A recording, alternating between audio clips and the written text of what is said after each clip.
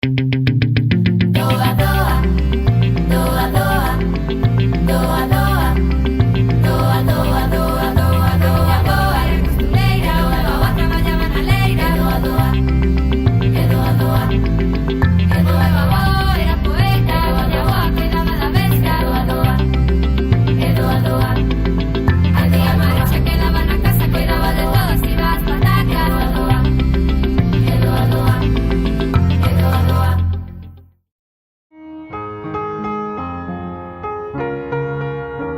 Calquera idea ou crenza que trate de explicar o noso doa a doa, o misterio da vida e da morte, pode ser liberadora e semente de ledicia para o ser humano. Pero se unha crenza deriva no asoballamento das conciencias, no fanatismo ou chega a traficar co medo, será fonte de dor e ferramenta de opresión. Destas cousas non se lle pode botar a culpa a Deus, ao profeta ou ao filósofo que traballa arreo co pensamento, porque calquera de nós, que é capaz de ennobrecer o máis baixo, tamén pode perverter o máis nobre.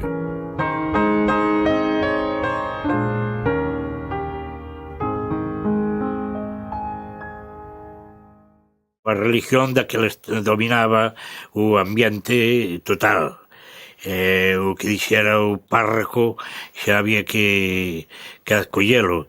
O que dicía o obispo máis todavía. Daquela saías á rúa e cruzabaste con cantidad de curas nun tramo curto, curas, frailes, monxas, e o costume que era que todas as persoas, sobre todo as nenas e os nenos, tiñamos que ir a bicarlle, ¿no? Yo recuerdo los nodos en donde siempre se veía el obispo, el sacerdote y tal, siempre estaban presentes, ¿no? La presencia de las sotanas andaba por todos los lados. Entón o cura bicábamos a man, o cura veña de frente, tú tiñas que ir ali a bicar a man o cura, o fraile bicabas o cordón que levaba e a monxa o crucifixo que levaba aquí colgado, ¿no? Se querías estudiar unha carreira ou exercer xa algo así para o Estado, pois tiñas que ter levar un certificado pois do cura conforme cumplías cos preceptos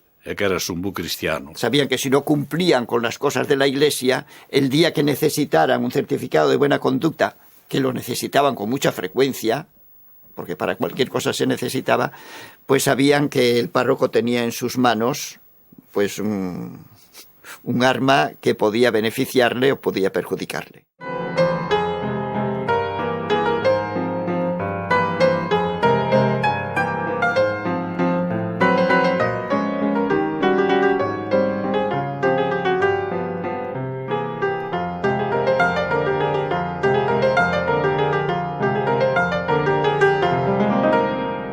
Os curas tiñamos un respeto que vea o cura, bueno, como a Guardia Civil e os maestros e todo, moito respeto. O clero tiña moita forza daquela. E vivía moi ben, por certo. Cando viña o tempo da confesión, había que lle dar, cando era polo ato das almas, dábaselle un cesto de espigas. Cando era porque viña ver un enfermo e por eso dábaselle centeo. Por la Semana Santa levaban os matrimonios, levaban unha dúcia de ovos e máis 6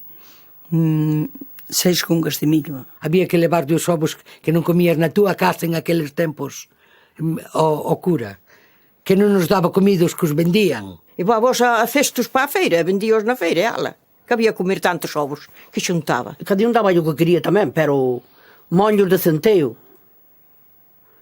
E despois ele facía ali a súa malla como se labrara a cosecha.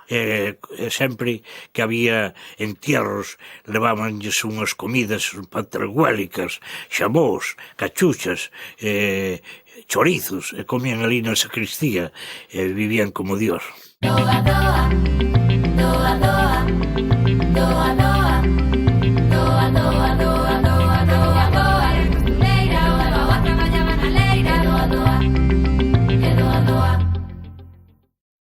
Íbamos á misa, íbamos ás novenas, cantábamos co cura e había moita fe. A misa era como como un lugar, algo o que hai que ir sempre. As igrexas estaban cheas. Mira se iba a misa, que salía de traballar ás 8 da mañá e tiña que ir á misa, claro. Se non iba á misa non dormía. Bueno, eu non sei se era religiosa, se tiña medo.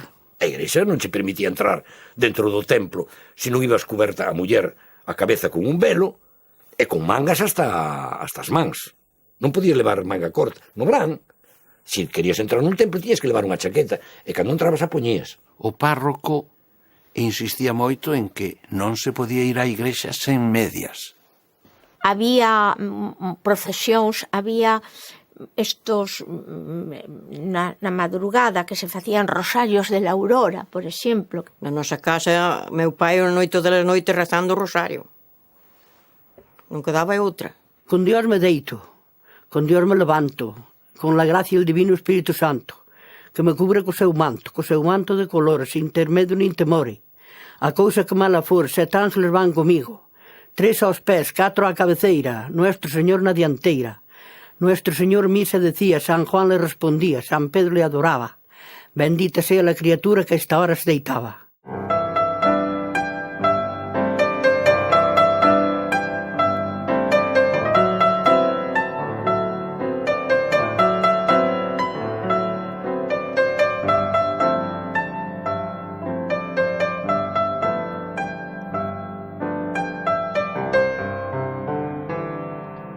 E que había de vez en cando como para revitalizar a fe dos feligreses, fregueses ou parroquianos, que eran as misións populares. Que unha vez iba unha chavaliña, a min hasta me dou lástima. Levaban a entre catro deitada na caixa, nunha caixa de funtos, e todo alrededor, toda a precisión. Non había, nos podía comer carne todos os viernes, e eu que sei, e ayunar, e desas cousas. E na miña casa, desde logo, a carne non aparecía por ali nos venres de Cuaresma, non? Entonces, para poder comer fora da Cuaresma, había que pagar un canon. Creo que era 1,50. Porque antes, cando éramos rapaces, íbamos á confesión, Pero depois que fomos chavales, dixen, quieto, que á confesión do cura non vou. Eu confeso-me a Dios. A persoa que quería ser boa cristiá, pois a facía cada semana. O cura estaba obrigatoriamente obrigado a pasar revista dos que se confesaban. Eu, que era unha nena pequena, e que me foi confesar, e preguntoume se fixera, non, se tuera tocamientos feos ou fixera algo en sitio sagrado. Eu quedei calada, que non sabía que era iso. Doa, doa, doa, doa, doa, doa, doa, doa, eres costureira, doa, traballaban na leira, doa, doa, e doa, doa. A Santa Madre Iglesia era moi dura con outras confesións. Tiña que estar necesariamente dentro da iglesia. Estar dentro da iglesia era practicar. Daquela era ou te convertías ou estabas nunha situación de ser reprobado, non? Quen estaba identificado como protestante non a tiña boa. Era un ser afastado da sociedade, repulsivo. Case había que separarse deles, que era unha mala compañía, non había unha línea de decir vamos a ver que se pode facer ou a ver que teñen eles de bon a religión deles e que ten a nosa. Eso sí que non se miraba. Non era o peor que houbera unha única religión, e como se comportaba esa única religión. Había un señor que tenía un montón de hijos, y era protestante. Y lo censuraba todo el mundo. Y no vayas allí porque es protestante. E que hai unha capilla protestante. E nos íbamos ali todos preocupados como era eso. Pensábamos incluso que había demos deambulando por ali. Entraban e salían con cornos e rabos.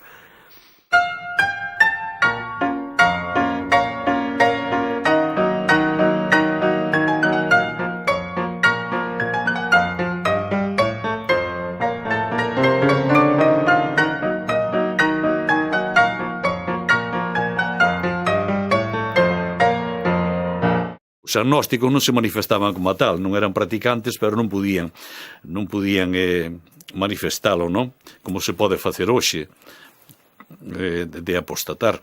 E foron realmente perseguidos, totalmente eliminados do que era a relación social. Non era xente de fiar, porque tiñan ideas libres. O que se suicidaban, un suicidio, consideraban que era suicidio, suicidado, pois entón non enterraban en sagrado, dentro do adro, no cementerio, pero fora das sepulturas. Eu non me creía unhas cuantas cousas tal como as decían, nin co lume do inferno, nin con todo isto. De vez en cuando había o que lle chamaban as misións, en donde todo o pueblo tiña que salir á calle e escoitar unhas verbas de uns iluminados da Iglesia Católica que falaban somente do inferno. Predicaban co pecado. Tú vas a ir al infierno, tú eres un desgraciado, tú tal, mira lo que estás haciendo, te vas a morir y tú vas al infierno.